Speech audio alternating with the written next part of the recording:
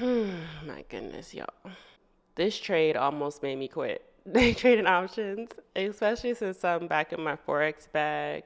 And I like trading all the things, all right? I'm not trying to be clickbaity with the title. I will never fully quit options. There's some stocks that I just am never going to give up on. I'm very loyal to AMD. I'm very loyal to Amazon. Like, there's certain stocks that I just will always go and creep over to the stock options side of things, even when things get ugly.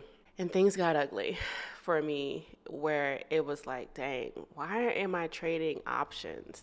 And this is one of those trades. And now, not every trade is like this. I have nothing but profits, okay?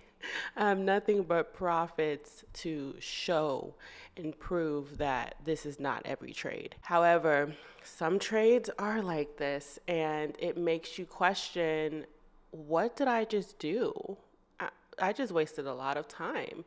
So I'm going to show you guys how I made only $5 on an options contract that I held for 2 days.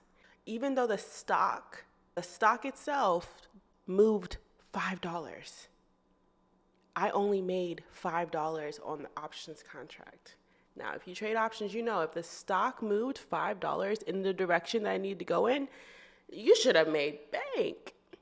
Well, I'm going to explain in today's video and show you guys with this presentation the trade and why that wasn't the case for me and why that may not be the case for you, why you're not seeing the profits that you deserve to see on these volatile stocks. And this one is with Tesla, which we know is a very volatile stock. All right, so this is what we're getting into today. Let's start with day one. I decided to buy a Tesla 145 put.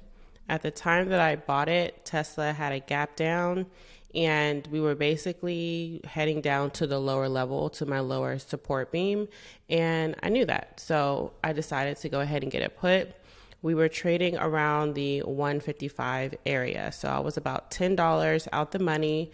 Not terrible, but not the best. So this is day one, which was April 16th. 9:37 a.m. You can see that the first 7 minutes in the market, not only did we have this gap down, we lost support overnight, and we also were heading even lower. So I decided to get in and buy a contract at 10:33 a.m. after we had a little bit of retracement and kind of stagnant price action here. I decided to get in to ride it on the next leg down. So I bought the put. When I put in my order, it was for $420, but it got filled at $415, which I'm happy about. So I got filled $5 cheaper than I thought. One contract filled at $415, which is $415. All right, so cool. Now I'm in. We have this kind of retracement price action, but we're kind of staying in this area. But it's only 11 a.m. on day one, so I'm not really worried too much about it. We are still getting heavily rejected off of the EMA cloud. 149. Now we're getting towards the end of the day, and I'm seeing that we are staying right here. So I did not have a support beam here. There wasn't enough price action that was built up previously for me to add a support beam there. But for whatever reason, this 155, 156 area was holding. And so that was holding, and that held all day. So because price didn't move, I was punished for that.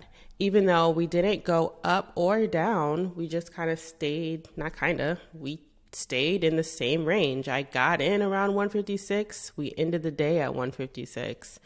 And my contract was down 25%. So this is the contract right here. It was down 25% just because the contract didn't move. I was like, ooh, okay, maybe the IV is really high. What's going on? That's a little excessive.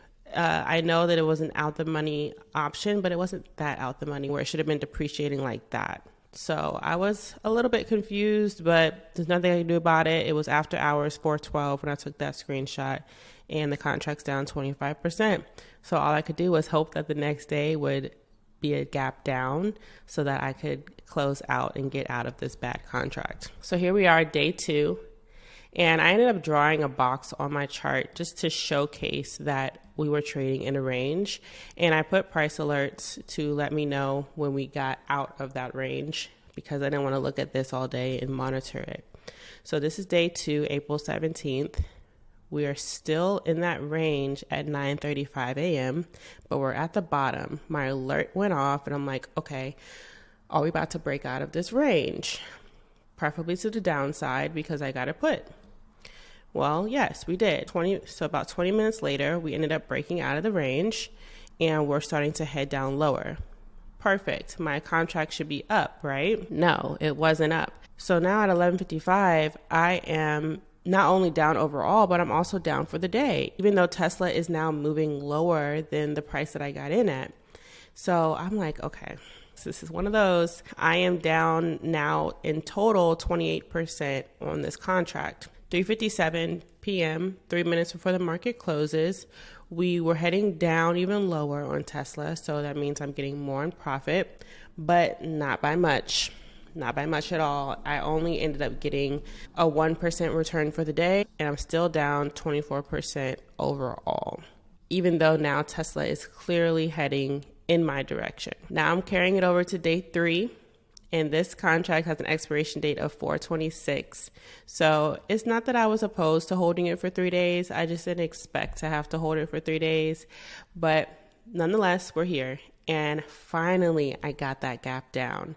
And so now I'm really excited. I'm like, okay, not only is it a gap down, we broke out of this range, clearly broke out of this range. And I extended my box a little bit because of price action. We have a $4 gap down. And I'm like, yes, I'm about to make bank on this. I'm so excited. I'm like, this is what I've been waiting for. Day 3, let's go. The market's about to open with a $4 gap down. I'm about to make all that money back and then some. I was super excited.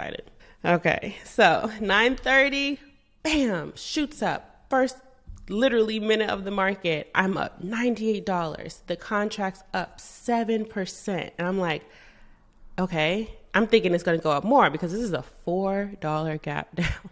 I'm thinking I'm going to see this contract say plus 20%, plus 30%, plus 40%, but I'm seeing plus 7%. I'm like, okay, so let me just wait a second, just give it a second to calibrate, overall, this is looking good. I'm up 27% for the day, but this is just recouping my losses. This isn't really profit for me on the overall, but so I'm just looking at the Tesla put contract itself and I'm only up 7%. So I'm like, okay, that's good, but I need a little bit more. So I wait a second, not too long though. This is still 9:30 screenshot. And now I'm up a total of 4%. So I'm actually losing money by waiting. And I'm like, okay, what's going on?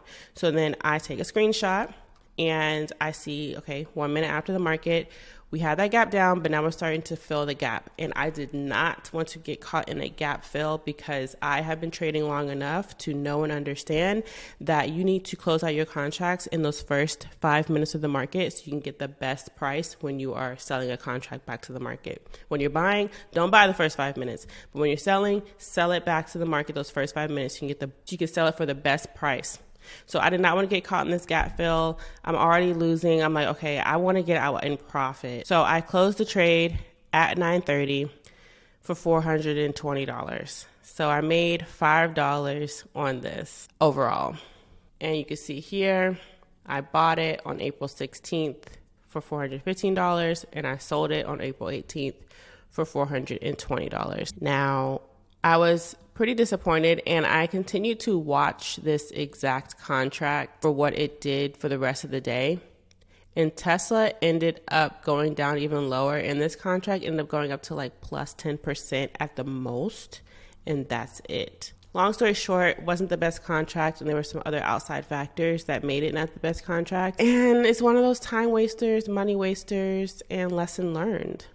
So long story short, I am kind of tired of being punished for the time that it takes for the trade to go in my favor. Like, the trade went in my favor. It did what I bought the contract wanting it to do. My trade plan was correct. However, I was punished because it took too much time.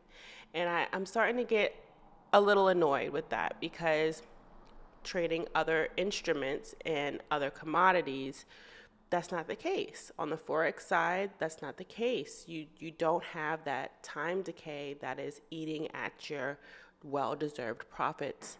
And so I am getting a little bit annoyed. However, I know that if I would have had a further expiration date, then this probably wouldn't have been the case. Also, Tesla had earnings that same week that the contract expired. So I know the IV was super high, the theta was probably super high, and I did not look at that beforehand. So that is on me. And yeah, like I said, it doesn't happen every time, but when it does sting. And this happens way less with at the money leap style options. So those are going to be your best bet when trying to escape theta or IV crush, is getting at the money leap style options, but those are extremely expensive and those are playing the long game. Those are not day trading options. So you have to weigh your pros and cons, but just know that something like this is a possibility. So let me know what you guys think in the comments. Did you learn something today? Has this happened to you? And yeah, talk to me.